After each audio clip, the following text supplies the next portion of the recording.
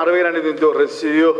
inaynu salaada soo tukanno oo 13 xildhibaan ay hadhayna ay doodooda dhiibtaan iyo inaynu salaada kadib kala tagno berito maarta maadaama maalintii ugu horeysay waqti inta la eg fadhinaa maadaama ay tahay waynu ka talagelaynaa doodaha dambe ee adag inaynu waqti dheer qaadano waxaynu isku tirtirsiinaynaa berito doodu waxay bilaabmaysaa 8 waan bilaabaya dooda waxaan kaloo cadeynaya halka ka cadeynaya